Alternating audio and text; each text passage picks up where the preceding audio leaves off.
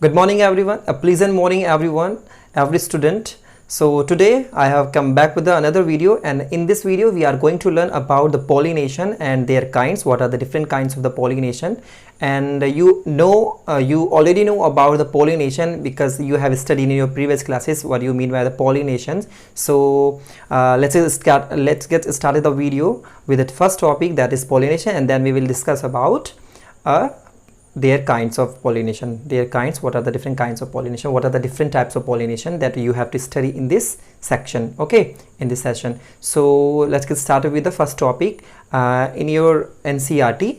So here you can see that 2.2.3 pollination, that is the topic. So in the first line that you can see here, the preceding sections you have learned that the male and female gametes in the flowering plants are produced in the pollen grain as well as in embryo sac. Okay, so you know about what where is male gametes occur, where is female gamete occurs. So you know very well the male gamete is in pollen grain and female gamete it is in embryo sac. Okay, just I told you in the previous session.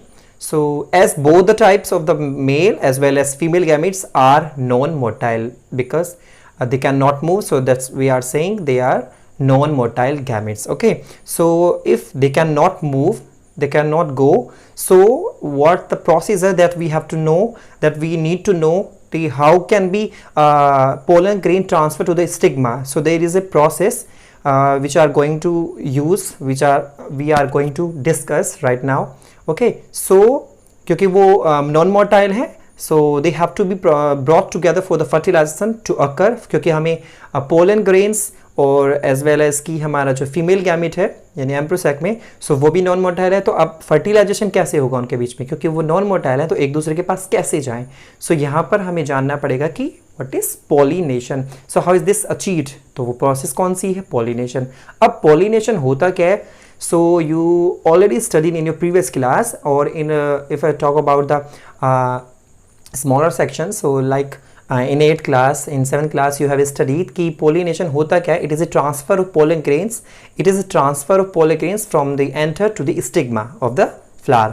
So एक pollen grains का transfer होना एक तरफ से, that means कि anther की side से pollen grains, क्योंकि एंथर मेल पार्ट होता है, सो वहाँ से पोलन ग्रेन्स आएंगे एंड देन वो ट्रांसफर होंगे through the medium, through the pollinators, क्योंकि यहाँ पर ज़रूरत पड़ेगी हम कुछ मीडिएटर्स की, कुछ पोलिनेटर्स की, कुछ एजेंट्स की, तो उनकी वजह से पोलन ग्रेन आएंगे एंड देन वो जो कि फीमेल पार्ट है यानी स्टिग्मा के ऊपर जाके फॉल ऑफ हो जाएंगे. सो यहाँ पर इस प्रोसेस को हम बोलते हैं pollination. So you here you can see that pollination is the mechanism to achieve the process. This objective, what is the objective? Our objective is to transfer the pollen grains. So transfer of pollen grains, that is a shed from the anther, जो गिर जाते हैं anther से निकल के, तो फिर वो कहाँ गिरेंगे. सो मीडिएटर एजेंट्स हो सकते हैं, लाइक बीज हो सकती हैं, एनिमल्स हो सकते हैं, एयर हो सकती है, वाटर हो सकता है, ये कुछ बर्ड्स हो सकती हैं, तो उनकी वजह से वो उनके साथ स्टिक हो जाते हैं एंड देन वो स्टिग्मा के ऊपर आकर गिर जाते हैं. So the transfer of pollen grains from the anther to the stigma is called pollination. So flowering plants have evolved an amazing array of adaptation to achieve pollinations. क्योंकि यहाँ पर हमें मीडिएटर्स की यानी पॉलिनेटर्स की या एजेंट्स जिसको हम बोलते हैं उनकी ज़रूरत पड़ने वाली है. तो ऐसे ही फ्लावर्स के पास क्या होता है, कुछ स्पेशल टाइप की अडेप्टेशंस होती हैं जिसकी वजह से पॉलिनेटर्स यानी कि एजेंट्स वहाँ पर उनके पास आते हैं, क्योंकि अट्रैक्टिव उनकी जो मॉर्फोलॉजी होती है वो अट्रैक्टिव होती है, अट्रैक्ट होते हैं फ्लावर्स की तरफ को एजेंट्स. सो उसकी वजह से इवन, और अगर एयर की बात करें तो उनकी जो बॉडी स्ट्रक्चर होता है वो ऐसा होता है कि वो एयर में इजीली फ्लो कर जाएं, इजीली रन कर जाएं, ठीक है. सो उनकी बॉडी स्ट्रक्चर इस तरीके की बनी होती है पोलन ग्रेन्स की. सो यहाँ पर अडेप्टेशंस हैं जो कि फ्लावर की वो काफ़ी इजीली तरीके से उनकी होती हैं, तब जो कि हेल्प करती हैं पॉलिनेशन में. So they make us of the external agents.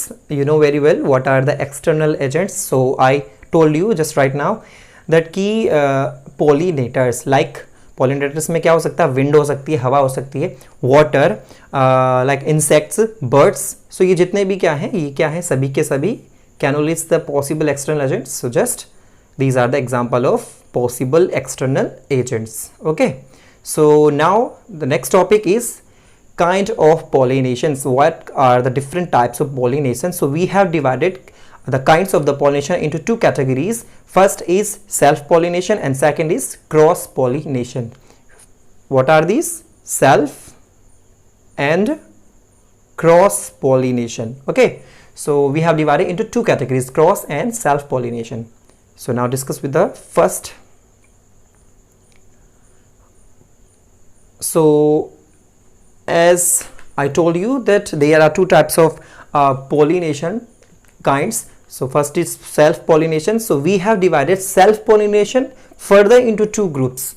First is autogamy and second will be Geitonogamy. Geitonogamy here will be, that is second, Geitonogamy. So we have divided because we have divided further self pollination into two groups. First is autogamy and second it is Geitonogamy. Okay, Geitonogamy. And third will, which is cross pollination. So the cross pollination another name is Xenogamy. Okay, Xenogamy. So हमने क्या किया यहाँ पर? सबसे पहले हमें जानना है self pollination. As the name suggests, self pollination. So we can say it is autogamy या auto pollination. So auto जहाँ पर भी लग जाता है आपको पता है, name suggests it is auto. So autogamy में होता क्या है, देखो पहले इजी लैंग्वेज में बता देता हूँ कि एक फ्लावर है, मान लीजिए एक फ्लावर है, सॉरी फ्लावर की स्ट्रक्चर थोड़ी पुअरली डेवलप्ड है, मान लीजिए ये एक फ्लावर है. ओके, सो अगर, क्योंकि एक फ्लावर है, बाइसेक्सुअल फ्लावर है, हर्मोजॉइट फ्लावर है, सो इसी के अंदर दोनों चीज़ें होंगी, दोनों इन द सेंस कि मेल एंड फीमेल दोनों पार्ट इसी के अंदर हैं. मान लीजिए ये जो गैमिट है, सॉरी जो एंथर है, पोलन ग्रेन इसके ऊपर लगे होंगे और स्टिग्मा है जो कि फीमेल पार्ट है. तो ये जो एंथर होंगे जो पोलन्स होंगे वो इसके ऊपर शेड ऑफ हो जाएंगे, इसके ऊपर गिर जाएंगे, स्टिग्मा के ऊपर. एक ही फ्लावर के अंदर ये सारी चीज़ें हो रही हैं, तो वो सेल्फ पोलिनेशन क्या होता है कि यहाँ पर जो पोलन ग्रेन्स होंगे, एक ही फ्लावर के पॉली ग्रेन्स उसी सेम फ्लावर के अंदर ही उसके ऊपर जाके गिर जाते हैं, तो वहाँ पर ही फर्टिलाइजेशन हो जाता है. तो ये होता है सेल्फ पोलिनेशन, एक ही फ्लावर के अंदर जो चीज़ें हो रही हैं. सो यहाँ पर थोड़ा सा डीपली जान लेते हैं. In this type of pollination it is achieved with in the same flower. देखो मैंने बताया एक ही फ्लावर के अंदर ये चीज़ हो रही है. Transfer of pollen grains from the anther to stigma of the same flower. बिल्कुल सही जो अभी बताया कि एक ही फ्लावर के अंदर ट्रांसफर हो रहे हैं pollen grains from the anther to the stigma of the same flower. एक ही फूल के अंदर दोनों चीज़ें हो रही हैं. ओके, दोनों के दोनों उसी के अंदर है, तो यानी कि बाइसेक्सुअल फ्लावर है. In a normal flower which opens and exposes the anther and stigma, complete autogamy is rather rare. अगर ऐसे फ्लावर हैं, क्योंकि देखो एक ही फ्लावर के अंदर हो रहा है, और अगर फूल वो जो फ्लावर है वो ऐसा हो कि वो ओपन होता है, एक्सपोज होता है, एंथर एंड स्टिग्मा उसके एक्सपोज का मतलब बाहर से दिखते हैं, वो खुले रहता है. देखो एक फूल है, खिल गया है, तो उसके मेल और फीमेल दोनों के दोनों हमें एक्सपोज हो गए, दिख गए हैं, ओपन हो गए हैं. सो यहाँ पर हम ये बोल सकते हैं कि कंप्लीट ऑटोगैमी नहीं हो सकती. कंप्लीट ऑटोगैमी क्यों बोल रहे हैं? क्योंकि हो सकता है उसी फ्लावर के अंदर जो मेल पार्ट है उसके पोलन ग्रेन्स किसी दूसरे फ्लावर के ऊपर चले जाएं. तो ऐसा इससे क्या पता चल रहा है इसमें? इसका मतलब ये है कि ये कंप्लीट ऑटोगैमी तो होगी नहीं. कंप्लीट ऑटोगैमी कब होगी? कंप्लीट तब होगी जब उसी फ्लावर के पोलन ग्रेन्स उसी फ्लावर के स्टिग्मा के ऊपर गिरे. ये होती है complete autogamy. So complete autogamy rare होती है क्योंकि दूसरे फ्लावर के भी उस फ्लावर के अंदर आ सकते हैं pollen grains. Okay, so complete तो है नहीं है, तो इसलिए हम वहाँ पर लिख देते हैं complete autogamy is rather rare. अगर फ्लावर खिलने वाले हैं, जिसके जो मेल एंड फीमेल पार्ट हैं जो एक्सपोज होते हैं, दिख रहे हैं बाहर, तो उस फ्लावर के अंदर ऑटोगैमी रेयर होती है. कंप्लीट ऑटोगैमी नहीं दिख सकती. तो आपको पता क्यों नहीं दिख सकती है? ठीक है. So autogamy in such flowers required synchrony in pollen release and stigma receptivity, and also the anthers and the stigma should be lies close to each other so that the self pollination can occur. यानी कि ऐसे flower के अंदर क्या होना चाहिए कि जो ऑटोगैमी अगर इन फ्लावर के अंदर हो रही है तो उनकी जो सिंक्रोनमी है पोलन रिलीज की एंड स्टिग्मा रिसेप्टिविटी, ये दोनों के दोनों एक ही साथ होनी चाहिए. ऐसा नहीं है कि स्टिग्मा पहले ही मैच्योर हो गया, पोलन ग्रेन नहीं हुआ, तो ऐसी कंडीशन में किसी और के पोलन ग्रेन आ जाएंगे उस स्टिग्मा के ऊपर, तो उनके बीच में हो गया, तो ऑटोगैमी तो नहीं हुई. हो सकता है कि स्टिग्मा मैच्योर ना हो, स्टिग्मा रिसीव करने लायक ना बना हो उस टाइम तक, और पोलन ग्रेन मैच्योर हो गया हो। तो ऐसी कंडीशन में क्या होगा कि वो पोलन ग्रेन किसी और के ऊपर चले जाएंगे, तो यहाँ पर ऑटोगैमी कंप्लीट नहीं हो पाती है। तो ऐसी कंडीशन में होना क्या चाहिए कंप्लीट ऑटोगैमी के लिए कि पोलन रिलीज और स्टिग्मा रिसेप्टिविटी दोनों की दोनों सिंक्रोनाइज्ड होने चाहिए। सिंक्रोनाइज्ड इन द सेंस कि एक साथ दोनों का दोनों जो मैच्योरिटी है वो एक साथ होगी, तो तभी उनके बीच में ऑटोगैमी हो सकती है। रिमेंबर, ऑटोगैमी कंप्लीट कब होगी? जब दोनों के दोनों पोलन बी यानी एंथर और यानी कि एम्ब्रोसाइकल क्या था हमारा स्टिग्मा, ये दोनों के दोनों अगर एक साथ मैच्योर हो जाए तो उनके बीच में कंप्लीट ऑटोगैमी होगी। अगर ऊपर नीचे हो रहा है कि कभी पोलन ग्रेन पहले अब मैच्योर हो रहा है, कभी या स्टिग्मा मैच्योर पहले हो रहा है, तो उनके बीच में कंप्लीट ऑटोगैमी नहीं होगी। सो सिंक्रोनाइज्ड वो होने चाहिए, एक ही साथ दोनों काम होने ही चाहिए। ओके, सो नेक्स्ट इज ये तो मैंने आपको बता दिया है। तो अब हमने यहाँ पे क्या किया है कि ऑटोगैमी को हमने 2 पार्ट्स में, क्योंकि 2 टाइप्स के फ्लावर्स हो सकते हैं ऑटोगैमी, क्योंकि हम पढ़ रहे हैं सेल्फ पॉलिनेशन पढ़ रहे हैं, तो वहाँ पर क्या होगा कि ऑटोगैमी के लिए हमने यहाँ पर फ्लावर्स के टाइप देख रखे हैं, क्योंकि बना रखे हैं। So we have divided the flowers into 2 categories, chasmogamous flower और क्लिस्टोगैमस फ्लावर। कौन कौन से हैं? Chasmogamous and cleistogamous flowers.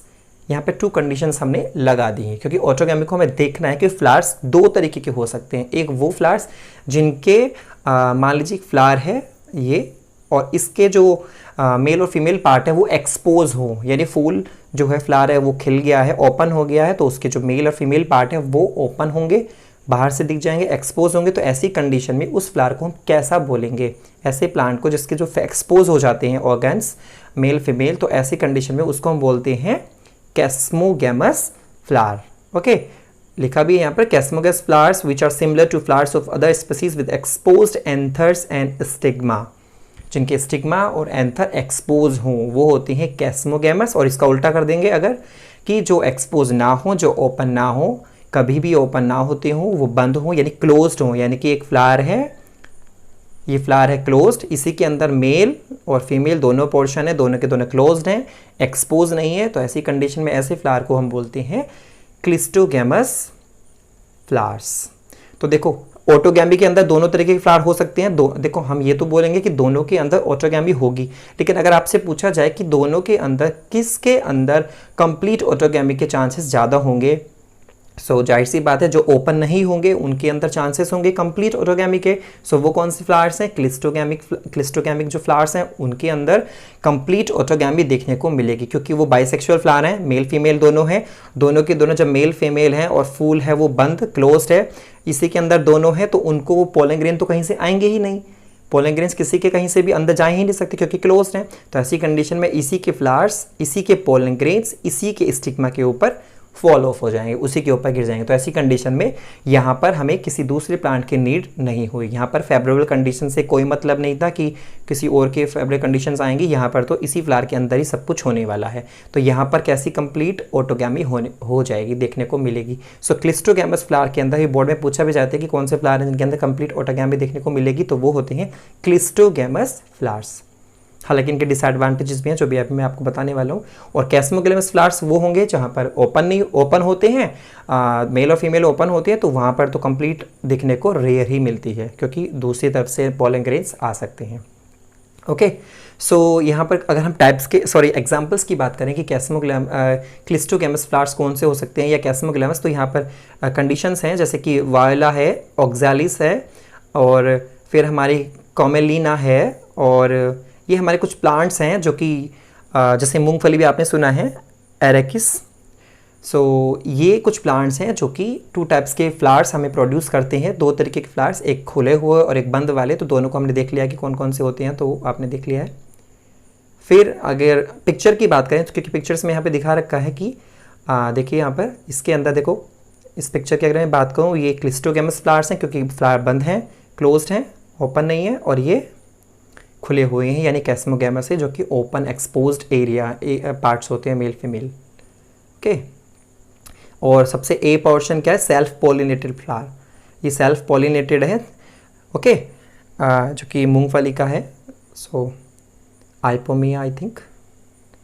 फिर नेक्स्ट टॉपिक कि होता क्या है, मैंने आपको बता दिया है कि ऑटोगैमी किस तरीके से किसके अंदर होने वाली है। तो अब यहाँ पर कुछ कंडीशंस आने वाली हैं कि the cleistogamous flowers are invariably autogamous as there is no chance of cross pollination landing on the stigma. मैंने बता दिया आपको कि ऑटोगैमी कंप्लीट देखने को मिलेगी क्योंकि दूसरे पॉलिन ग्रेन्स आने के चांसेस ही नहीं है क्योंकि वो क्लोज्ड हैं।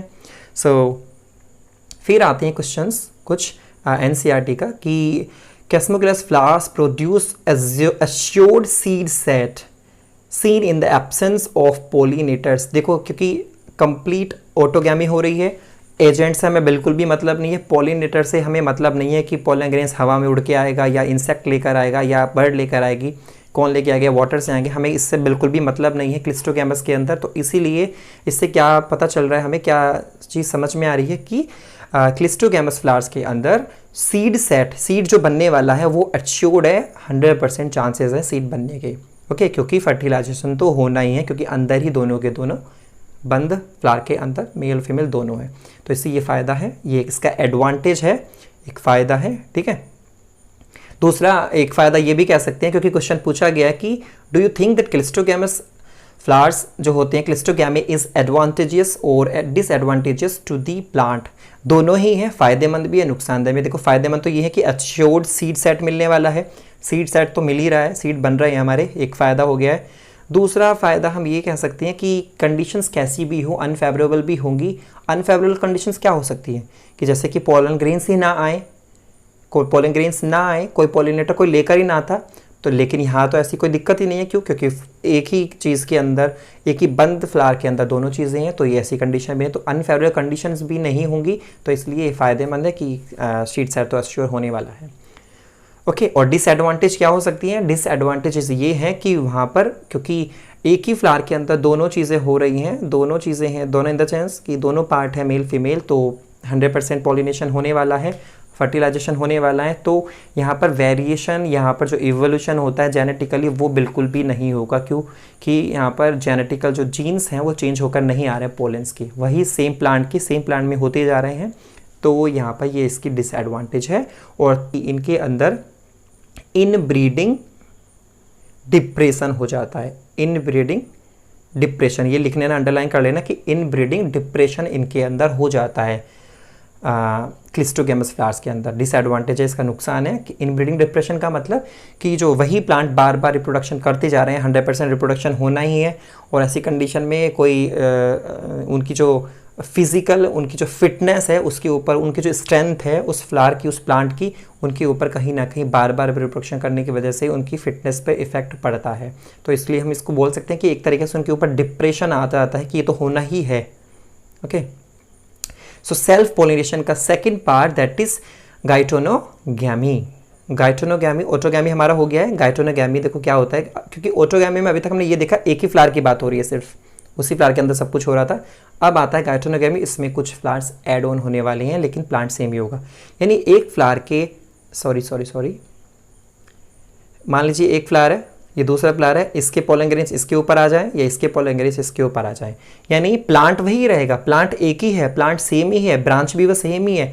अब आपको भी पता है एक ब्रांच पे काफ़ी सारे फ्लावर्स हो सकते हैं। सो एक ब्रांच पर काफ़ी सारे फ्लावर्स होंगे तो पोलिनेशन ये हो सकता है कि इस फ्लावर के पोलन ग्रेन्स किसी दूसरे फ्लावर के ऊपर चले जाएं उसी इस ब्रांच के, तो ये होता है गाइटोनोगैमी।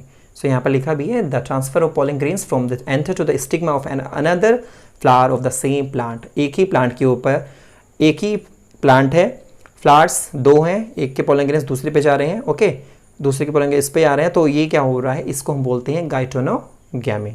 Okay, so although geitonogamy is functionally cross pollination, इसको हम ये भी कह सकते हैं कि फंक्शनली अगर देखा जाए, क्योंकि यहाँ पे एक ही फ्लावर के अंदर तो नहीं हो रहा है, दूसरा फ्लावर यूज़ हो रहा है, तो ऐसी कंडीशन में हम ये कह सकते हैं कि कहीं ना कहीं ये कुछ ना कुछ क्रॉस पॉलिनेशन का एक फंक्शनली पार्ट हो सकता है।